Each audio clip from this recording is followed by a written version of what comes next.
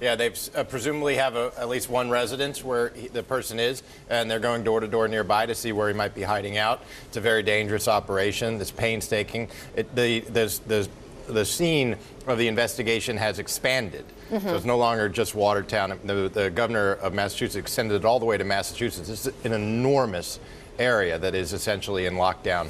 An unprecedented situation, the best of my knowledge, in American history. It really is unprecedented. And as we've been talking about, taxis, the transit system, the roads have been closed. People are staying inside.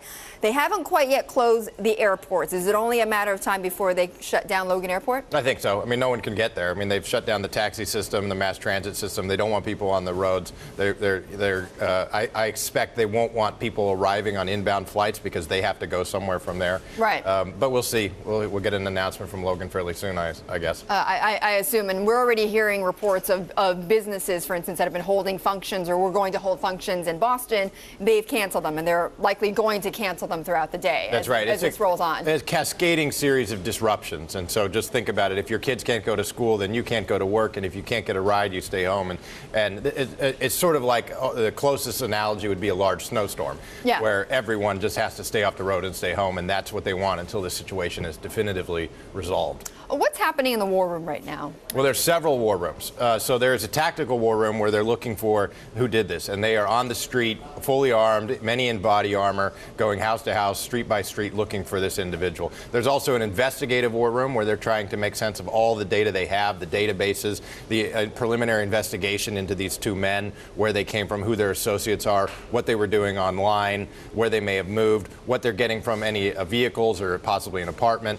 And then, of course, at the national level, the White House will be following this minutely. And at some point, again, we will undoubtedly hear from President Obama. He's not going to let the day go by without speaking to this again. No, I assume not. What was interesting, though, Richard, was the pictures that were released of these two suspects were quite blurry. I mean, they were not very accurate. Is it surprising to you that people were able to positively identify them from the photos that were released? Well, no, sounds like they've been in the country for a period of time, so lots of people will know them. And they were not so blurry that no one could identify them. And I think that was the weak link in this case from the perpetrator's point of view, is if they in fact had been here for over a year, as we reported earlier in the morning, lots of people are going to know these guys. Are going to know who they are. What databases would be combed through right now exactly? Well, we will definitely have them when they entered the country. So if they entered the country, they weren't born here, they had to come in on a visa. There will be an application, there'll be a photograph, there'll be a fingerprint. That will be gone through to figure out where they are.